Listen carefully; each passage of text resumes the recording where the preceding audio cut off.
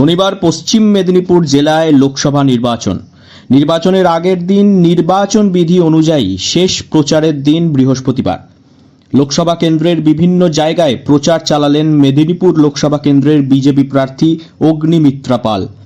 Hood খোলা গাড়িতে চেপে মানুষের মধ্যে জনসংযোগ এবং ভোট প্রার্থনা করেন তিনি। লাস্ট মিনিট প্রিপারেশন হেভিওয়েট এই প্রার্থীর।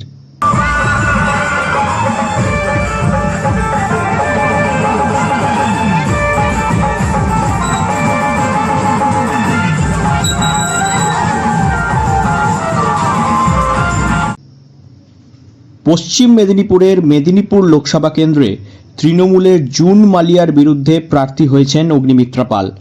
নাম ঘোষণার পর থেকেই লোকসভা কেন্দ্রের একাধিক জায়গায় প্রচার করছেন তিনি।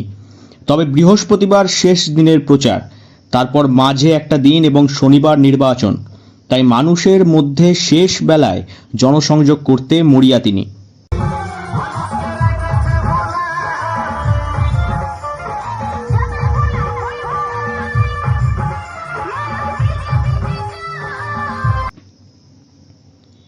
এদিন সকালে পশ্চিম মেদিনীপুরের নারায়ণগড়ের মদনমোহন চক গামা এলাকায় তিনি হুড খোলা গাড়িতে চেপে প্রচার করেন। কথা বলেন মানুষের সঙ্গে, জানতে চান তাদের সুবিধা ও অসুবিধার কথা। এরপর তিনি খড়গপুর শহরের পৌর এলাকার 29 নম্বর ওয়ার্ডে প্রচার করেন।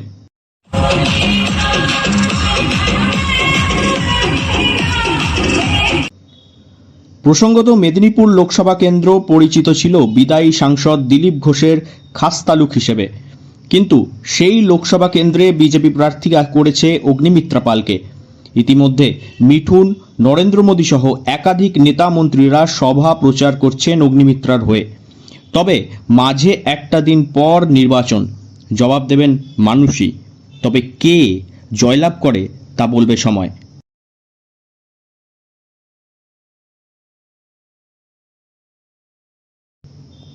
পশ্চিম মেদিনীপুর থেকে রঞ্জন চন্দ্রের রিপোর্ট, লোকাল 18 বাংলা।